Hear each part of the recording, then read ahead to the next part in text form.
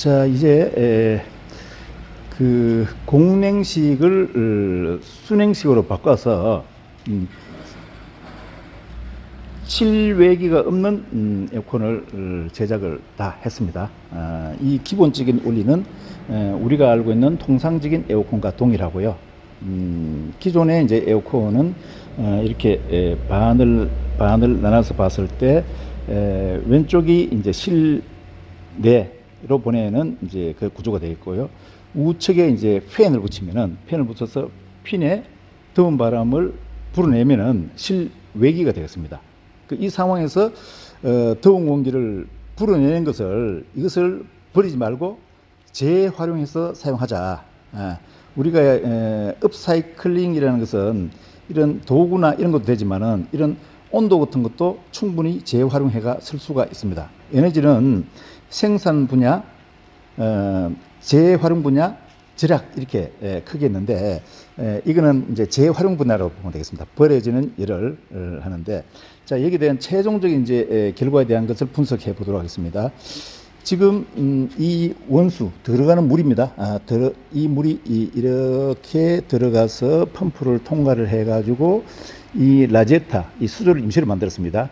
나중에는 이렇게 큰 것이 아니고 파이프가 아마 외줄로 될 겁니다. 줄 하나에서 이게 냉각이 다 될 겁니다. 지금은 기존 인대에서 개량을 하다 보니까 이렇게 됐지만은 나중에는 파이프가 하나가 되기 때문에 굉장히 심플하게 됩니다. 그래서 물이 들어가서 물을 아래쪽으로 집어넣습니다. 아래쪽에 집어넣어서 지금 이게 보면은 라제타가 굉장히 파이프 라인이 많은데 위에가 고온입니다. 고온 이렇게 해서 쭉 내려갑니다. 그래서 찬물이 밑에서 들어가서 이렇게 점점점 되어서 고온으로 이렇게 뿜어내물 가지고 이게 효과적으로 냉각을 할 수 있습니다. 냉각되면은 이 토출구 파이프를 통해 가지고 쭉 내려와서 이 물통에 저장을 하게 되었습니다.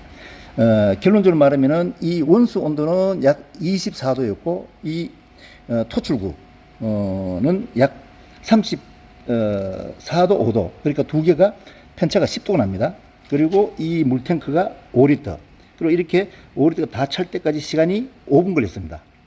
자, 여기서 이제 간단하게 계산하면은 1칼로리는 물 1g을 1도씩 올리는 열량이기 때문에 이게 5리터입니다.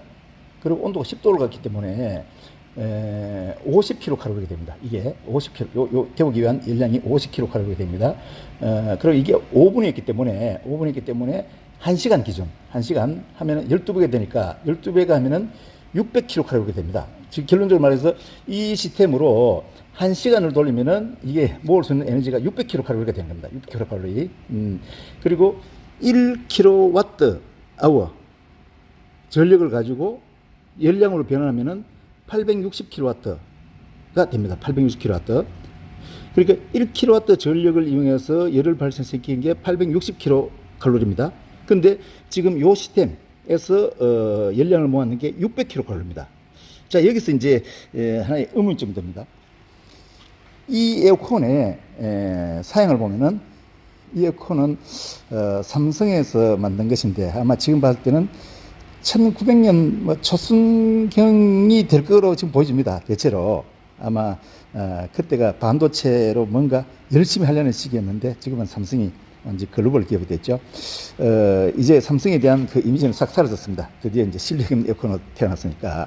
그래서 이 에어컨의 스펙을 보면은 소비 전력이 650W로 됐습니다. 결국 이 에어컨은 650W의 전력을 소모를 한다는 얘기입니다. 결론적으로. 그런데 좀 전에 했던 이 물, 5분 동안에 이제 이 5리터 물을 10도씩 올렸기 때문에 1시간으로 따지면은 이제 600kcal가 된다 그랬죠. 1kW가 860kcal. 그러면 이것을 전력으로 환산하면은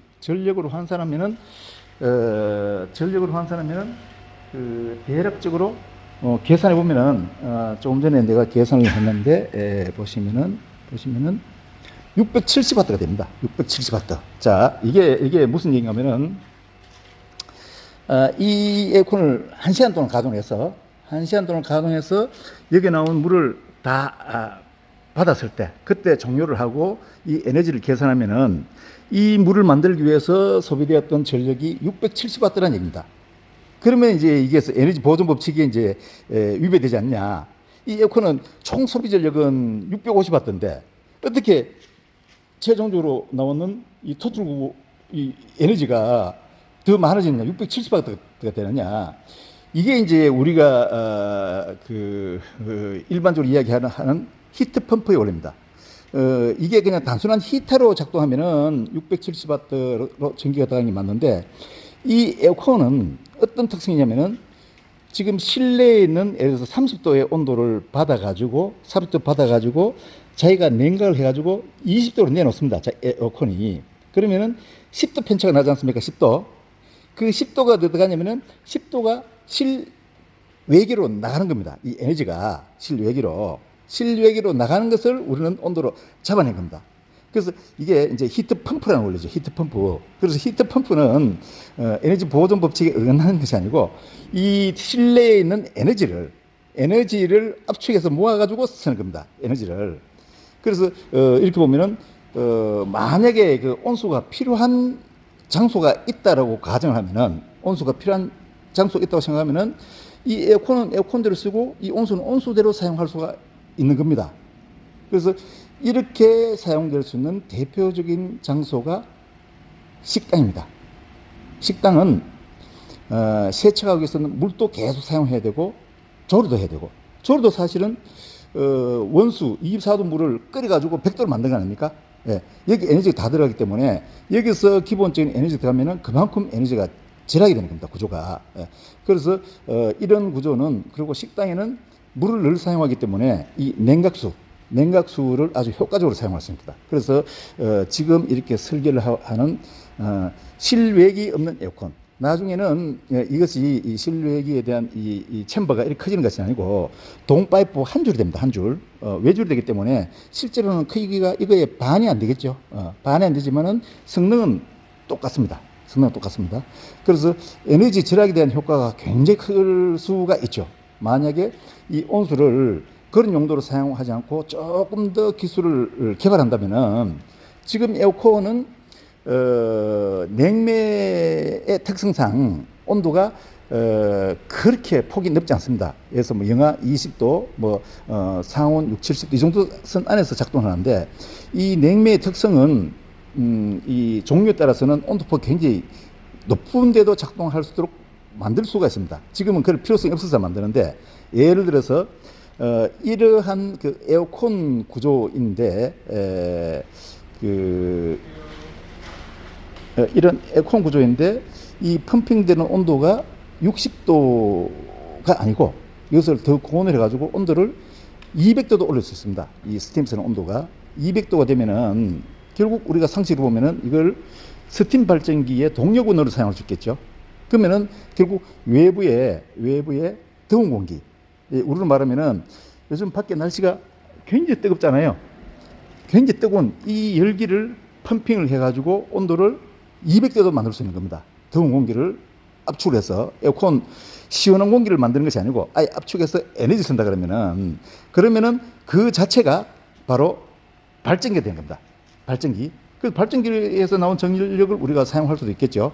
이런 식으로 계속 개발해야 되는데, 지금 이제 이렇게 설계했는 것은 없는 기술을 개발하는 것은 아니고요. 저희들은 그 응용 기술, 그리고 함께 사는 세상을 위해 가지고 이런 버려지는 에너지, 이런 것들을 재활용해서 우리 인간 생활에 도움되자고 하기 때문에 이렇게 실력이 없는 에어컨을 개발하게 됐습니다.